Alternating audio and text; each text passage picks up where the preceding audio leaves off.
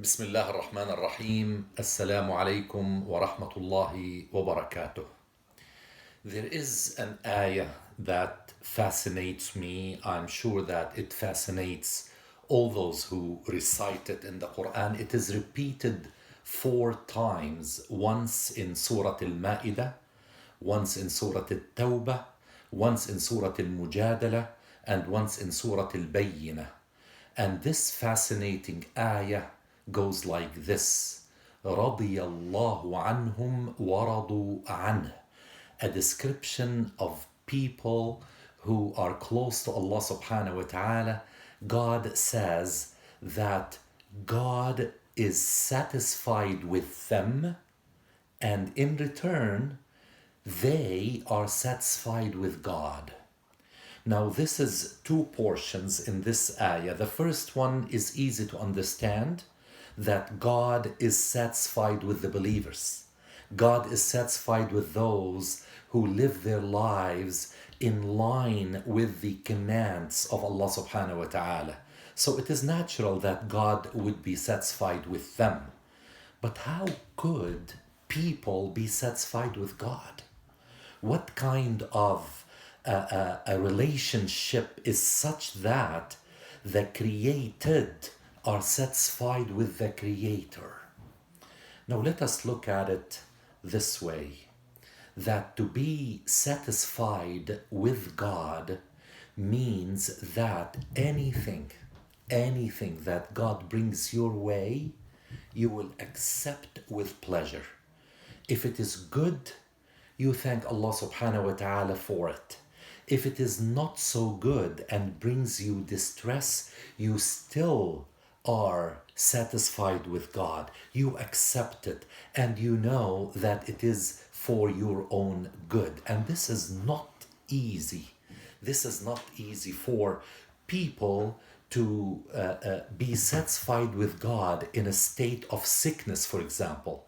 One would understand if you are healthy, that it's easy to be satisfied with God because He gave you health. But if you are sick and you are satisfied with that sickness, if you are poor and you are satisfied with God and you live with that poverty with happiness, if God takes away from you something that is so dear to you, yet still you continue to be happy with God, if you run into such a crisis that all of us are living nowadays, and you still have a smile on your face, you still say that God knows better than me, God knows better than all of us. And I did mention that in a previous recording, that God knows, we don't know. Wallahu ya'lamu wa antum la ta'lamun. Now, I don't want to be too idealistic, because it is not that easy for a person to reach that level of satisfaction with everything that God brings her way or his way. It is not easy. You have to really work gradually at it. It is something that you develop over time as you find yourself close to God, and that you are living with everything in this life as a test, as something that is leading you to the real life that comes after that passage that we call death. I want to now mention a few things about this satisfaction, so that some people may not say, well, this is not for me because I know it's too difficult. I am not that great of a believer. I believe in God, but I don't think I can really get to that level. Let me explain to you and bring it to the level of all people. All people who really want it can get it. Number one, there's no,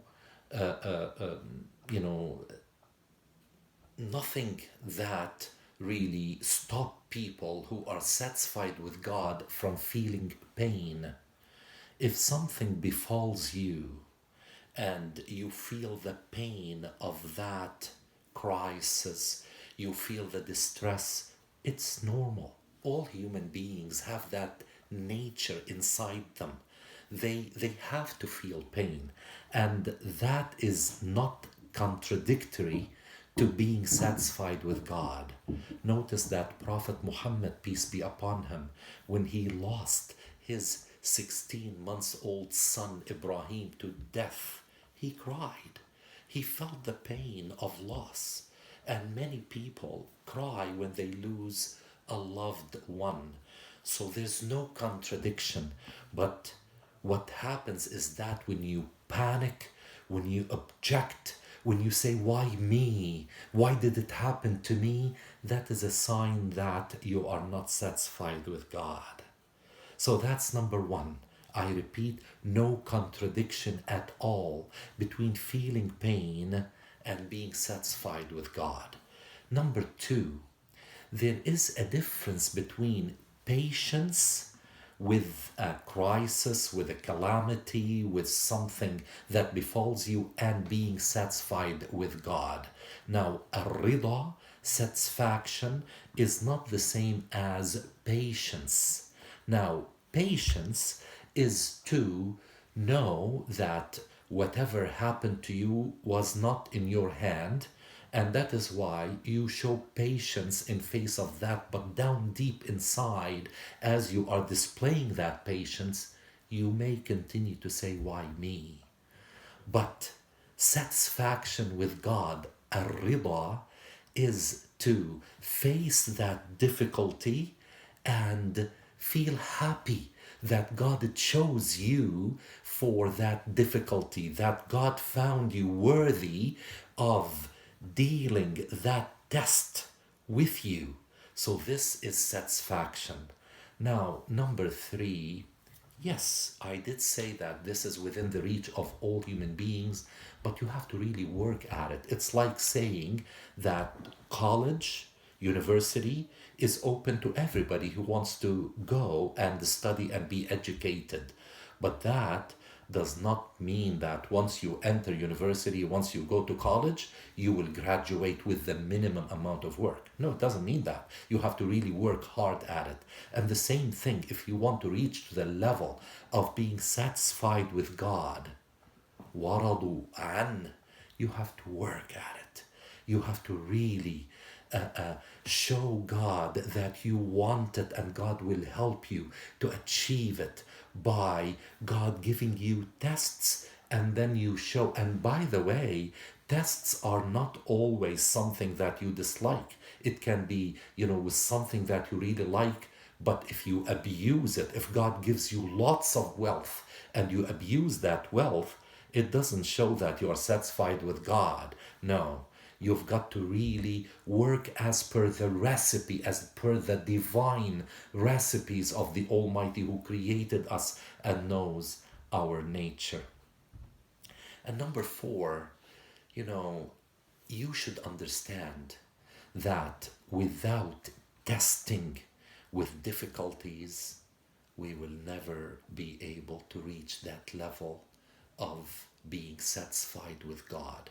The same thing, I always repeat that, when I was, teaching at university in dental school, I always used to select those students that had that little extra, and I'll give them that difficult patients to deal with, because that will develop their skill, that will really bring out that skill that is deep inside and bring it to the surface, and their level of confidence will rise to higher and higher levels. And the same thing, God, in finding that some people really want to reach that high level of satisfaction with what God gives them, He gives them difficult tests. Now, some people with weak inner selves may say, so does that mean that if I have to reach that high level, that God will,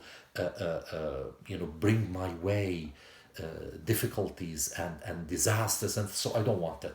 No, it's not that way. God will bring with every difficulty the means for you to accept it and live with it. as Allah subhanahu wa ta'ala tells us in the Quran that He brings with every disaster the means inside us to accept it and to live with it. And finally, I want to say that a great companion of Prophet Muhammad ﷺ by the name of Ubadah ibn Samit, when he was on his deathbed, his son came to him and he said, "Father, can you give me a nasiha, an advice, something that I will remember you with for the rest of my life?" So Ubadah related to him something that he learned from Prophet Muhammad ﷺ, and this is, by the way, reported by Ahmed and reported by Abu Dawood, and it was rated as an authentic narration by Al-Albani. So what did Ubadah ibn Samit say to his son? He said, "وَاعْلَمْ أن ما أصابك لم يكن ليخطئك وما أخطأك لم يكن ليصيبك," meaning that which is going to come your way is going to hit its target and will never miss, and that which is meant to miss you will never hit you, will never, because God knows where His trials will come. So if you feel that way, you should feel satisfied that, again, the hadith that is narrated through the authority of Abdullah ibn Abbas, that when he was behind Prophet Muhammad sallallahu alaihi wasallam and he was holding to him, every time I mention this hadith, I imagine Prophet Muhammad sallallahu alaihi wasallam on his she-camel and I'm holding him from back and he is talking with me. Lucky was Abdullah ibn Abbas. So what did Rasulullah sallallahu alaihi wasallam say to him? وَاعْلَمْ أَنَّ النَّاسَ لَوْ اجْتَمَعُوا عَلَى أَنْ يَضُرُّوكَ بِشَيْءٍ لَمْ يَكْتُبْهُ اللَّهُ ما ضروك إلا بشيء قد كتبه الله عليك. That if all people will get together and put all their efforts to hurt you with something that was not destined by God, they will not be able to do anything to you. And if they will try to give you something that you like and God has not willed that to come your way, it will never happen. So we have to really place all our trust in Allah subhanahu wa ta'ala, and we have to be among those who are satisfied with God. رضي الله عنهم ورضوا عنه ذلك لمن خشي ربه. يا الله. والسلام عليكم ورحمة الله وبركاته.